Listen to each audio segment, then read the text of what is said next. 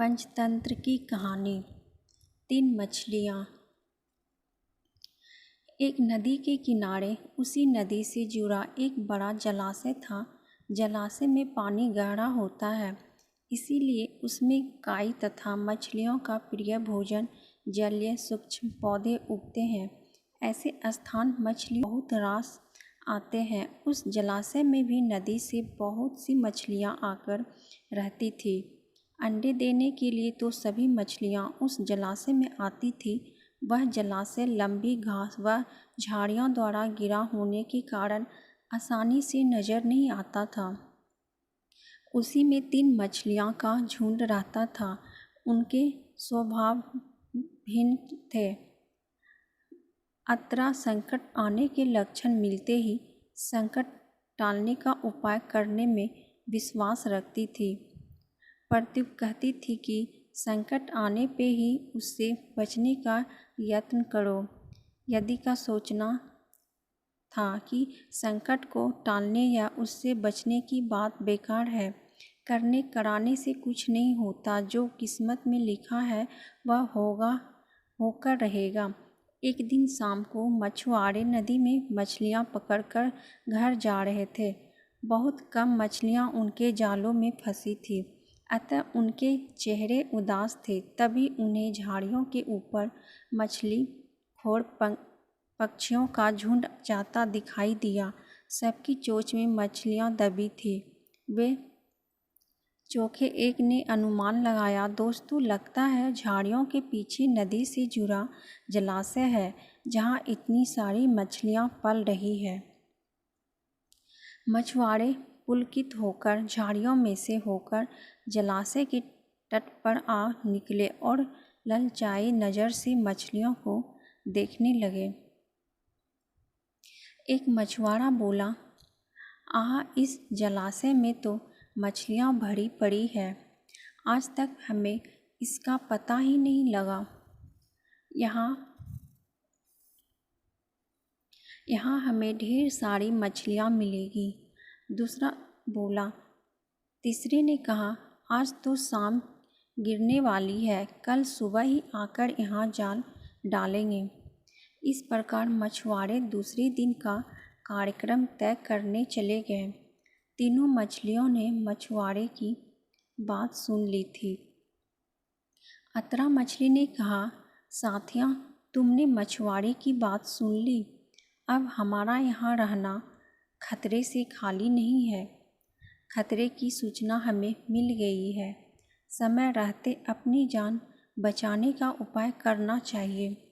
मैं तो अभी ही इस जलाशय को छोड़कर नहर के रास्ते नदी में जा रही हूँ। उसके बाद मछुआरे सुबह आए, जल फेंके मेरी बला से। तब तक मैं तो बहुत दूर अटखेलियाँ कर रही हो उगी। प्रत्युक मछली बोली, तुम्हें जाना है तो जाओ, मैं तो नहीं आ रही। अभी खतरा आया कहाँ है जो इतना घबराने की ज़रूरत है। हो सकता है संकट आए ही ना। उन मछुआरों का यहाँ आने का कार्यक्रम रद्द हो सकता है। हो सकता है रात को उनके जाल चूहे कुतर जाए। हो सकता है उनकी बस्ती में आग लग जाए। भूचाल आकर उनके गांव को नष्ट कर सकता है। यह रात को मूसलाधार बारिश आ सकती है और बाढ़ में उनका गांव बह सकता है। इसीलिए उनका आना निश्चित नहीं है। जब वह आएंगे तब की तब सोचेंगे। हो सकता है मैं उनके जाल में ही ना फंसूं। यदि ने अपनी भाग्यवादी बात कही। भागने से कुछ नहीं होने का। मछुआरों को आना है तो वो आए। हमें जाल में फंसना है तो हम फंसेंगे। किस्मत में मरना ही लिखा है तो क्या किया जा सकता है। इस प्रकार अतरा को उसी समय वहाँ से चली गई। प्रत्युप और यदि जलाशय में ही रही। भोर हुई तो मछुआरे अपने जाल को लेकर आए और लगे जलाशय में जाल फेंकने और मछलियाँ पकड़ने।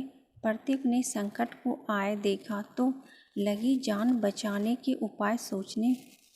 उसका दिमाग तेजी से काम करने लगा। आसपास छिपने के लिए कोई खोखली जगह भी नहीं थी। तभी उसे याद आया कि उस जलाशय में काफ़ी दिनों से एक मरे हुए उदबिलाव की लाश तैरती रही। वह उसके बचाव के काम आ सकती है। जल्दी ही उसे वह लाश मिल गए। लाश सड़ने लगी थी। प्रत्युक लाश के पेट में घुस गए और सड़ती लाश की सरांग अपने ऊपर लपेटकर बाहर निकली। कुछ ही देर में मछुआरे के जाल में प्रत्युक फंस गई। मछुआरे ने अपना जाल खींचा और मछलियों को किनारे पे जाल से उलट दिया।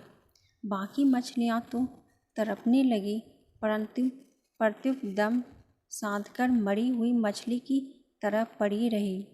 मछुआरे को सरांग का भाग लगा तो मछलियों को देखने लगा। उसने निश्चल पड़ी प्रत्युक को उठाया और सूंघा। आँख यह तो कई दिनों की मरी मछली है, सड़ चुकी है। ऐसे बड़बड़ाकर बुरा सा मुंह बनाकर उस मछुआरे ने प्रत्युक को जलाशय में फेंक दिया। प्रत्युक अपनी बुद्धि का प्रयोग कर संकट से बच निकालने में सफल हो गई थी। पानी में गिरते ही उसने गोता लगाया और सुरक्षा। तो कैसी लगी दोस्तों आप सबको मछली की कहानी?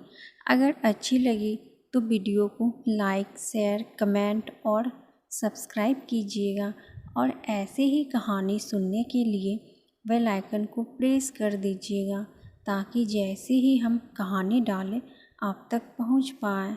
फिर मिलती हूँ एक ऐसे ही मज़ेदार कहानी के साथ। तब तक के लिए बाय बाय। Thank you.